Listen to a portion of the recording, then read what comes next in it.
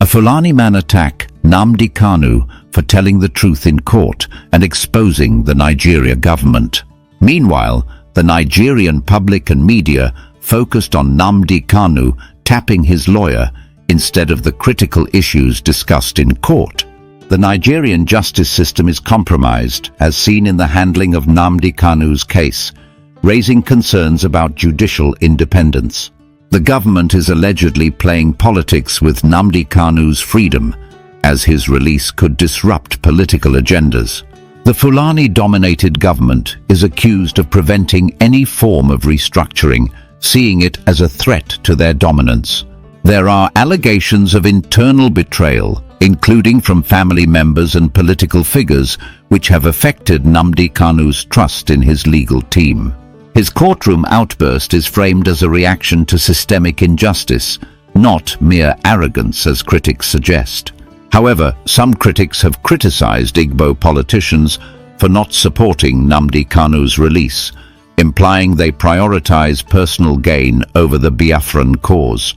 They draws parallels between Nnamdi Kanu's fight and broader struggles in Africa, mentioning Congo's exploitation and Rwanda's Western ties. The release of Nnamdi Kanu is linked to power dynamics, with claims that only a divine intervention or a political crisis could lead to his freedom. They urges Biafrans to stay focused on the bigger picture of self-determination and not be distracted by government narratives. I want to share with you a story that has left me both disturbed and deeply reflective about the state of our justice system and the political landscape in Nigeria. It is a story about a moment in a courtroom that was charged with emotion, anger, and a profound sense of injustice. A moment that continues to reverberate far beyond the walls of that court. I am talking about the incident when a Fulani man whose deep-seated frustrations and unwavering sense of duty to the truth led him to act out in a very public and forceful manner, attacked the outspoken Nigerian activist Nnamdi Kanu during a courtroom session. This event, dramatic and controversial as it was, is not merely about one altercation.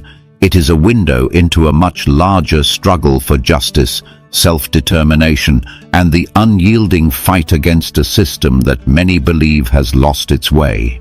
I remember the day clearly, even though the details have become part of the fabric of ongoing debates and heated discussions. The courtroom was already charged with tension when Nnamdi Kanu, known widely for his relentless pursuit of what he called the truth and his bold critiques of the Nigerian federal government, took to the stand. His case had become emblematic of a larger battle, a battle against a system that many say is not only corrupt, but is manipulated by political interests. As the proceedings unfolded, the atmosphere was one of palpable frustration and simmering anger among those who had gathered. For many, Nnamdi Kanu was not just an individual fighting for his own freedom. He was a symbol of resistance against a regime that, it is argued, was more interested in maintaining its power than in upholding justice. During the session, as emotions ran high and voices began to rise above the measured tones expected in a courtroom, something unexpected happened. A Fulani man, whose identity may not be known to all by a single name, but who represents a broader sentiment among a segment of the population, suddenly reacted to what he perceived as a gross injustice. His reaction was not a quiet protest or a whispered dissent. It was an outburst, a physical and verbal confrontation that saw him forcefully tap Nnamdi Kanu's lawyer. Now, some might think that this act of aggression was simply a moment of uncontrolled anger, an isolated instance of misbehavior that could be brushed off as a lapse in courtroom decorum. But as I listened to the accounts of the day and observed the subsequent public outcry, I realized that the incident was laden with symbolism. It was as if, in that brief moment, the Fulani man was trying to send a message that the issues at hand went far deeper than what met the eye. For many people who watched the proceedings later on television or read the accounts in newspapers and online, the focus quickly shifted to that single moment of physical aggression, the tapping of the lawyer's back, rather than the substantive issues being debated. It was as if the media and the public had latched on to a sensational detail, allowing the more significant questions about judicial independence, political manipulation, and systemic injustice to be overshadowed by a spectacle that was easier to digest and repeat. I found myself troubled by this diversion. It is important to remember that what happened in that courtroom was not merely an isolated act of violence or an impulsive gesture. It was, in many ways, a reaction to an environment where the truth had been systematically subverted and where the freedom of speech was being trampled upon by the forces of political expediency. Nnamdi Kanu has always been a controversial figure, a man who has never shied away from speaking his mind, even when doing so placed him at odds with powerful entities within the Nigerian government. His case had become a lightning rod for criticism of the Nigerian justice system, which many believe has been compromised by political influence. The courtroom drama of that day encapsulated not only the personal struggles of an individual fighting for his rights, but also the broader challenges faced by many Nigerians who feel that the scales of justice have long been tipped in favor of the elite. The words spoken in the heat of the moment, the gestures made in anger, and even the actions that might be dismissed as mere theatrics, all resonated with a truth that many found hard to ignore. As I reflected on the events, I began to understand that the attack by the Fulani man was not just a random act of aggression. It was, in a sense, a desperate cry from within a community that feels marginalized and silenced. There is a pervasive sense among many that the Nigerian justice system is less about fairness and more about maintaining a status quo that favors the powerful. The incident served as a stark reminder that when individuals see their rights trampled upon and their voices drowned out by the clamor of political games, they may feel compelled to act in ways that defy convention. The frustration was not born of a desire to create chaos, but from a deep-seated belief that the truth, no matter how inconvenient or challenging, must be spoken. In the midst of the controversy surrounding the physical altercation, I noticed that many critics and commentators began to offer their opinions on the nature of Nnamdi Kanu's outburst in court. Some characterized his actions as nothing more than arrogance, a display of temper that was unbecoming of someone in his position. Others, however, saw it as a necessary, if unfortunate, reaction to years of systemic injustice and betrayal. It struck me that the debate was not simply about whether Nnamdi Kanu's behavior was acceptable in a courtroom. Instead, it was a debate about the very nature of speaking truth to power, about the cost of challenging a system that is so deeply intertwined with political interests and tribal loyalties. One of the more disheartening aspects of the story was the allegation of internal betrayal that had seemingly plagued Nnamdi Kanu's own camp. There were suggestions that family members and close political allies had, for their own reasons, turned their backs on him at a critical juncture. Such betrayals, when they occur within a group that is fighting for a larger cause, only serve to weaken the resolve of the movement. I could not help but feel a pang of sadness when I thought about how someone who had been so vocal in his fight for justice could be undermined by those he trusted most. It is a reminder that the struggle for truth is rarely a solitary endeavor. It is a collective effort that requires unity and unwavering loyalty to a common cause. When those bonds are broken, the consequences are felt not just by one individual, but by an entire community. The discussion in the aftermath of the courtroom incident did not stop at personal betrayals or the sensational image of a lawyer being tapped on the back. There was a broader narrative at play, one that delved into the very heart of Nigeria's political and judicial systems. Many voices, both within Nigeria and among international observers, began to point out that the Nigerian government, which is widely seen as being dominated by Fulani interests, was actively preventing any form of restructuring that might threaten its grip on power. This resistance to change, it was argued, was not simply a matter of political expediency, but a deliberate effort to stifle any potential challenges to the existing order. In this context, the freedom of Nnamdi Kanu was seen as a potential catalyst for change, a spark that, if allowed to ignite, might set in motion a series of events capable of upending the long-entrenched power structures. I found myself questioning the motives behind so many actions. On one hand, there was a clear sense that the government was playing politics with an individual's freedom, using every tool at its disposal to ensure that dissenting voices like that of Nnamdi Kanu remained muted. On the other hand, there were those who believed that the political landscape was so fragmented along ethnic and regional lines that any attempt at genuine reform would be doomed to fail unless it was accompanied by a sweeping change in the balance of power. The idea that only a divine intervention or a major political crisis could lead to Nnamdi Kanu's release resonated deeply with me. It suggested that the mechanisms of power were so entrenched and the system so rigged that any change from within was nearly impossible. It was a sobering thought, one that implied that the fight for justice was not simply a matter of will, but a battle against forces that were, in many ways, larger than any one individual. I recalled thinking about the many historical parallels that seemed to emerge in my mind as I contemplated the situation. The struggle of a man standing up against an oppressive system reminded me of the timeless story of Moses and Pharaoh, where divine intervention eventually forced the hand of an otherwise unyielding ruler.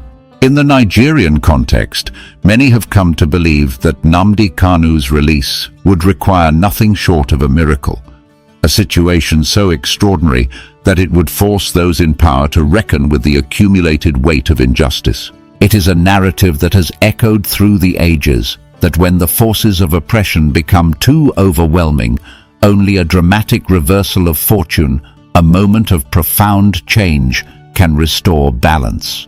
For me, this parallel underscored the gravity of the situation and the extent to which the struggle for justice in Nigeria is intertwined with broader questions of freedom and self-determination. One of the most striking aspects of the entire episode was the way in which the public and the media chose to focus their attention. Rather than delving into the substantive issues, such as the implications of a compromised judicial system, the dangers of political manipulation, and the long-term effects of systemic injustice, much of the discourse was dominated by a narrow fixation on the physical altercation in the courtroom. Headlines were written, social media posts were shared, and debates were sparked, all centering on the image of Nnamdi Kanu tapping his lawyer. This sensationalism, while understandable in its appeal, served to distract from the critical issues at hand. It was as if the energy that could have been directed toward meaningful discussions about reform and accountability was instead dissipated in a frenzy over a moment of physical expression. I could not help but feel that this focus on trivial details was indicative of a broader societal tendency, a tendency to be captivated by the spectacle of drama rather than the substance of truth. It is a phenomenon not unique to Nigeria, but one that can be observed in many parts of the world. When faced with complex issues of justice and governance, it is often easier to latch onto a single emotionally charged moment rather than grapple with the intricacies of systemic failure. And so, while the tapping of a lawyer's shoulder became the headline, the underlying crisis, the erosion of judicial independence, and the manipulation of the legal system for political ends was left to fester in the background, largely unaddressed by those who held the power to effect real change. In the days that followed the incident, heated debates raged across various platforms. There were voices that criticized Nnamdi Kanu for what they perceived as a display of arrogance and aggression in the courtroom, while others vehemently defended his actions as a justified response to a deeply flawed system. I listened to these debates with a mix of empathy and concern. On one level, I understood the frustration that could lead someone to act out in such a manner. Years of witnessing injustice, of seeing the powerful manipulate the system at the expense of the ordinary citizen, can wear down one's resolve and lead to moments of explosive reaction. Yet, on another level, I worried about the long-term implications of such actions. When the focus shifts from the substance of the debate to the spectacle of personal conflict, there is a risk that the true issues will be lost in the noise, a danger that seemed all too real in this instance. As the controversy deepened, there were also voices within the political sphere who pointed fingers at other groups, notably certain Igbo politicians, for their reluctance to support Nnamdi Kanu's release. These critics argued that some political figures appeared more interested in protecting their own positions and advancing their personal agendas than in standing up for the principles of justice and self-determination. It was suggested that these politicians, by failing to rally behind Nnamdi Kanu, were inadvertently contributing to the persistence of a system that favored political maneuvering over genuine accountability. I found this aspect of the debate particularly disheartening. The notion that internal divisions, whether based on ethnicity, region, or personal ambition, could undermine a collective struggle for freedom was a reminder of how complex and fraught the path to justice can be. In reflecting on these debates, I began to see the incident in the courtroom as a microcosm of a much larger struggle. The confrontation between the Fulani man and Nnamdi Kanu was not just an isolated event. It was a symbol of the broader challenges that face Nigeria, a country where the pursuit of truth is often met with resistance from all sides, where the very institutions meant to safeguard justice have become entangled in the webs of political expediency. It was a moment that forced me to confront some hard questions about the nature of power and the price that must be paid for those who dare to challenge the status quo.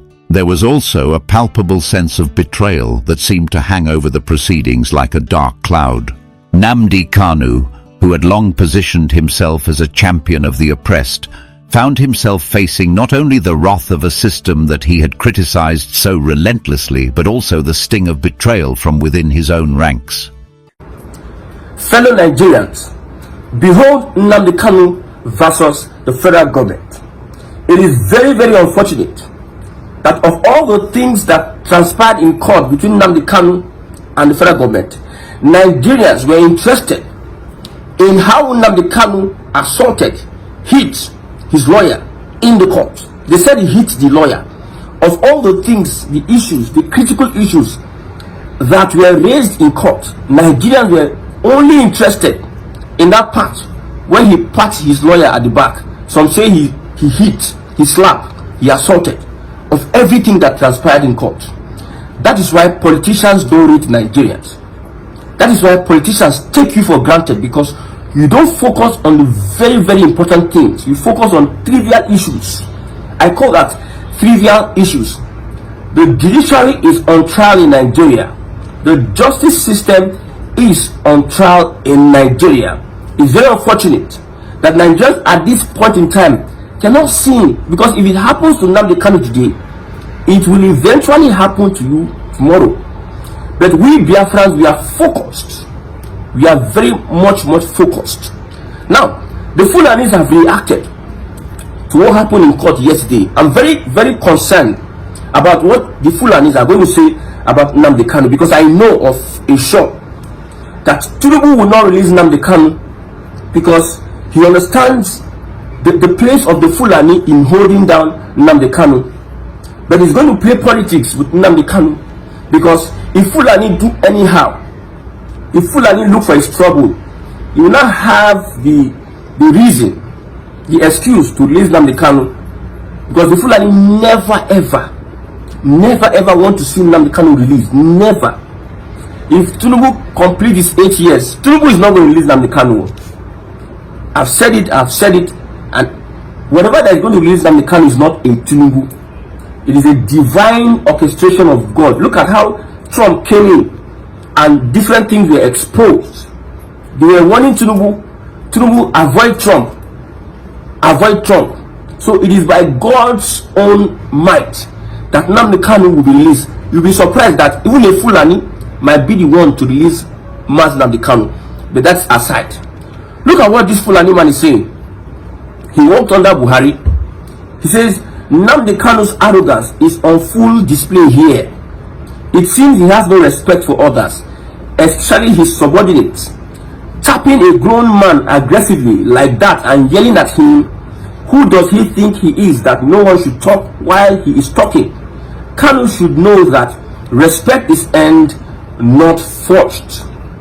One of the reasons why I joined this Biafra agitation, before I supported Igbo nation in Nigeria, just like Azikiwe.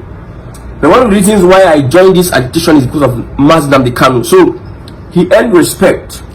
I've told you, you left every other thing, issues that were raised in the court yesterday between Nnamdi Kanu and the federal government, Mr. Fulani.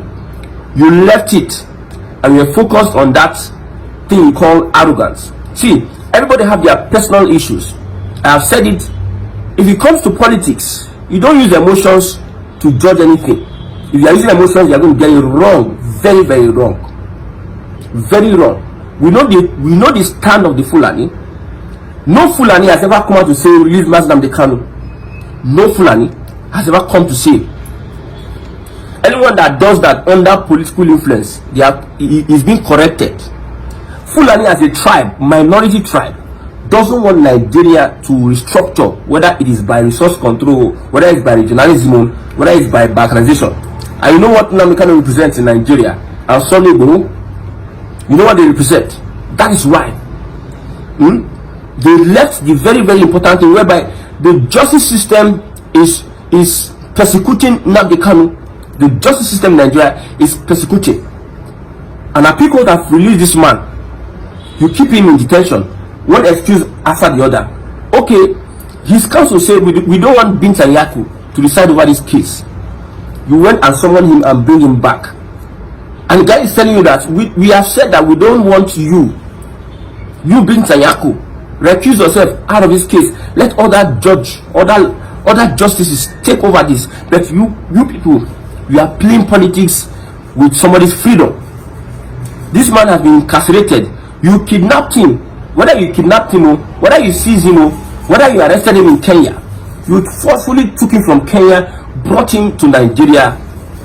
After a series of court sessions, after he's been released by court, you decide to hold him. And the political gladiators, they understand that the federal government doesn't want to leave him. The federal government, they are toying with the justice system in Nigeria. I've said it before. See, somebody asked me a question, and that question got to me. I sat down, I was thinking about that question. He said, if Nnamdi Kanu knew that the justice system in Nigeria, or Nigeria is a zoo country, why are you seeking justice from a zoo country? Because he asked me the question, I weak. I sat down for like some minutes and I pondered over it. That's why I made my own resolution that this system, the people that are interested in Nnamdi Kanu's case, are not even the Yoruba politicians. I know Yoruba politicians don't want Nnamdi Kanu to be free. Listen, Yoruba politicians, especially this crop of APC people, they don't want Nnamdi Kanu to be free. Fulani generally, whether politicians or ordinary people, don't want Nnamdi Kanu to be free. You see comment like he's a criminal, do this, do that. But the court is finding it difficult to sentence him now, because they don't have what it takes to nail this guy. This guy has proven smart. They don't have what it takes. If they're going to go through any other route, it will be very, very glaring. It will be open for the world to see that Nigeria wants to is toying with their justice system. You see why the guy they para. You need to understand why the guy they para for court. Because you cannot set a law. The judiciary cannot set a law. The country cannot have a law. And the government itself, the judiciary itself, will go against the law. If you ask Nigerians now what happened in court, they will not be able to tell you. But they are interested on what will give IPOB or Nnamdi Kanu a bad name. That's what they are interested in. One of the worst set of people are the Southeast politicians, Southeast governors. These people are snakes. It is very clear now they never wanted Nnamdi Kanu to come out They never wanted Nnamdi Kanu to come out at all. They never wanted Nnamdi Kanu to come out, and it's very glaring. You see, Binta Nyako should recuse herself from that case. Yes, she should step aside for other persons to come. That is what is supposed. Nnamdi Kanu was making this statement, was shouting at the top of his voice, and he got interruptions. You know, if you understand the predicament Nnamdi Kanu is going through, very few people can go through that kind of predicament in Nigeria. Despite the fact that he has been arrested, some people think or they thought that he was going to kill his spirit. Instead, the guy is becoming more hotter. They thought that if we hold him down, we do this, we work his mental, this thing will subdue him psychologically. But they are surprised that this guy is even becoming a threat to them. He told his lawyer, sit down, I want to speak. These guys have faced betrayals, even from, allegedly from family. The people in his camp, most of them betrayed him. Look at Samanepa, an example. Why would Nnamdi Kanu not be that arrogant? Because even the people around him, they're not conveying his heart for freedom. They're not doing what he needs to do. Whether he's right or wrong, you see, you're in a jungle system, and it is the brave, the fearless, and the strong that survives in this jungle system. If you go to Slack, if not become a Slack, if you just put one sentence on your head, if you don't shout and make noise. You see, one thing I talk about IPB being on the news. First time I'm seeing a handle that has been sharing Biafra news, IPB news, having over 300 something thousand views. A handle. And you know the reach, you know the consciousness. So the guy needs to be so agile in court. Let everybody know what is happening. It is going to go to see, it is publicity. That thing that happened in court is publicity. Whether Nnamdi Kanu is arrogant, that is in-house issue.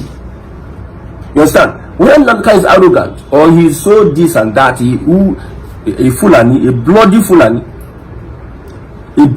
is telling me that who is Nnamdi Kanu? You know who Nnamdi Kanu is to the Igbos? You might understand. You know, different tribes have their different way of, and a Yoruba man, even though he's going to do bad to you, he'll be so calm and humble.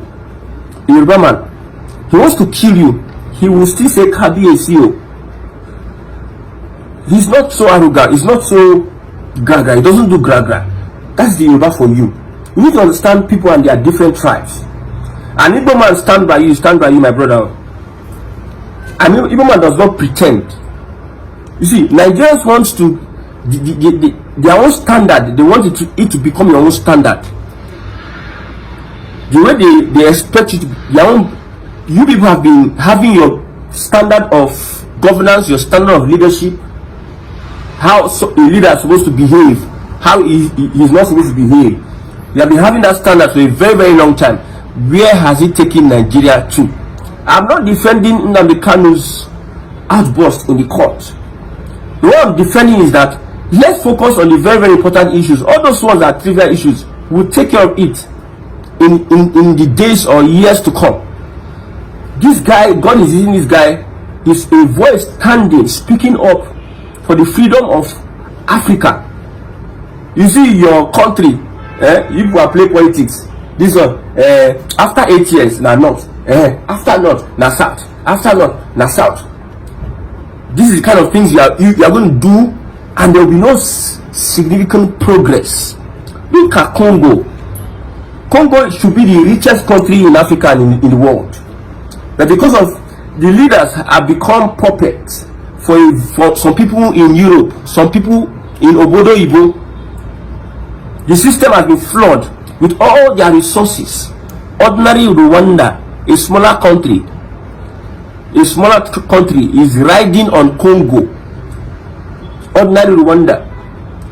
Congo has your phone, this phone I'm using now to record this. There's something in it that you get from Congo. But because they lost it, their priorities were not right. They lost their leadership. Rwanda is collaborating with the Western world to subjugate their fellow African country. So that's the kind of politics you want to be playing in Nigeria. whereby your children will become perpetual slaves, living in mansion, living in AC, driving cars, perpetual slaves. That's what you want. And an average Igbo man, if he stands by you, you need to trust an Igbo man if he's going to be with you. If he's not going to be with you, he will tell you straight to the face. He's going to tell you straight to the face. And Igbo man does not rely on manipulation except for business.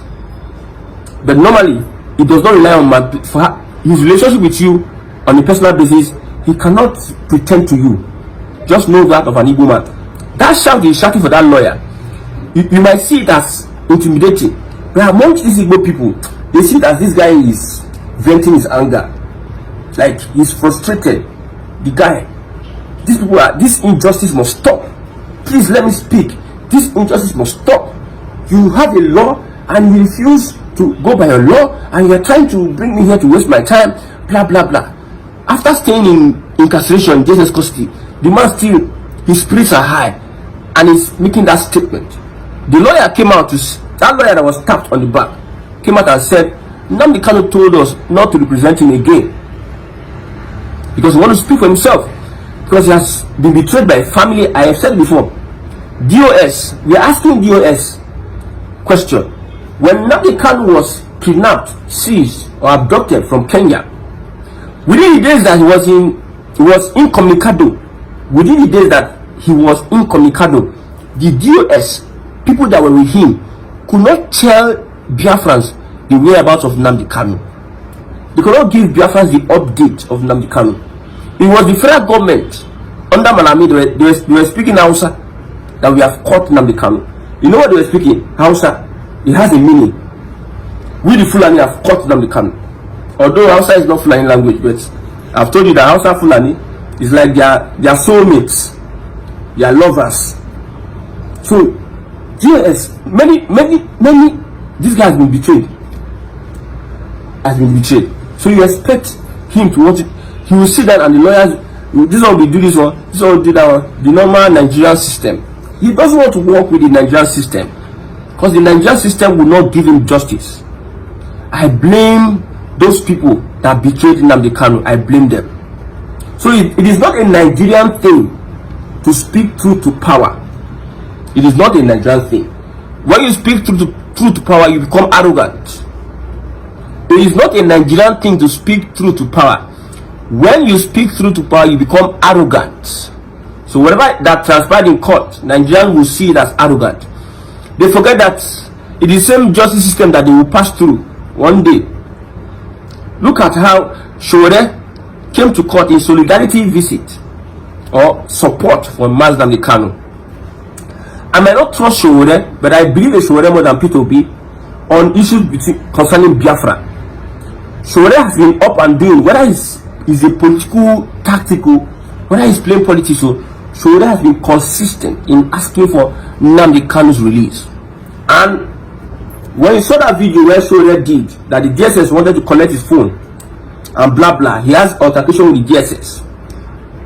P2B has not, although he has said that Biafra is a thing of the past, so anything concerning Biafra no concern P2B, because they are looking for Nigerian relevance. Okay, P2B become president for the next 8 years. After 8 years, what will be the change, or what somebody else will come? I've told you that everybody have their agenda. The agenda of the Fulani is different from your agenda as a Yoruba man and as an Igbo man or as an Ijo or Southern man. Everybody have their agenda. This country, we are not focused on one direction. If this president comes from this region, he take us to another direction. Another president comes from another region, he take it to another direction. This one come today, we go back. That one come today, we go front.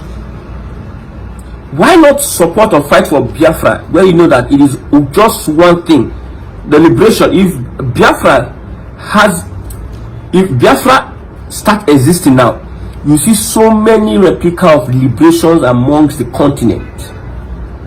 One of the reasons I said it, why they don't want to release Nnamdi Kanu, because these two when we see so will not release Nnamdi Kanu. Take it to the bank. If he releases Nnamdi Kanu, the Fulani will not care. They will release their full wrath on Tinubu.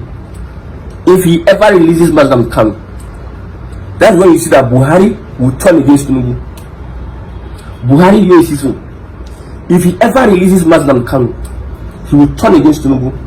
That is my speculation, my opinion, my analysis. The only person that can stop Tinubu in Nigeria today is Buhari. At least he can galvanize the votes of the north, and the southwest will not be enough for Tinubu to win any election. It is not even Atiku, he is not even El-Rufai. The stupid following, not that are following Buhari till today. I don't know how he was able to do it. The Buhari that we are seeing now, because there is an issue with the Buhari of today. The only place that can stop. So if Tinubu would not provoke, if the Fulani provoke Tinubu, they don't want him to complete his second year, he might have the justification to become angry to release Nnamdi Kanu. But if the Fulani does not do anything tangible to stop him, and he releases Nnamdi Kanu, I think I will know. The people will be saying, this Fulani, they don't want anything restructuring, like any kind of, within whatever, any kind of restructuring is a threat to the Fulani. Any kind of restructuring is a threat to the Fulani. So this Tinubu will not release Nnamdi Kanu. It is only the divine hand of God that will create a situation whereby Nnamdi Kanu will be released. You might be even surprised that he might be a Fulani person under his regime, that he has no choice. They say, Moses, tell Pharaoh to let my people go. The good Pharaoh died now. It was even the evil Pharaoh that God forced his hand to let Biafra go, or the children of Israel go. God forced his hand. So if you are having I've given you reasons why Tinubu will not release Nnamdi Kanu. I've given you reasons. I will keep on repeating the reasons so that we enter into our subconscious mind. I've told you, if you are running an agitation, don't use emotions and follow it. All this is what people are saying, Nnamdi Kanu Hitler, he's not supposed to be, he's not blah blah blah, he's not blah blah blah. We have gone past that stage. We have gone past that stage. We are no more in that noise making. Where we are now is release this guy. Your court cannot stand on its head and give judgment. Your court cannot go against itself and give judgment. We need to raise the alarm. If the lawyers are doing conventional, we know that the lawyers are best suited to represent Nnamdi Kanu. Nnamdi Kanu should not even stand on that place representing himself. But I've given you reasons why he has been betrayed in the past, and the betrayal is still on. I pity for the kind of Igbo men we have today. I wonder the kind of Igbo men we have today. It is very unfortunate that we're having this kind of people. Igbo men.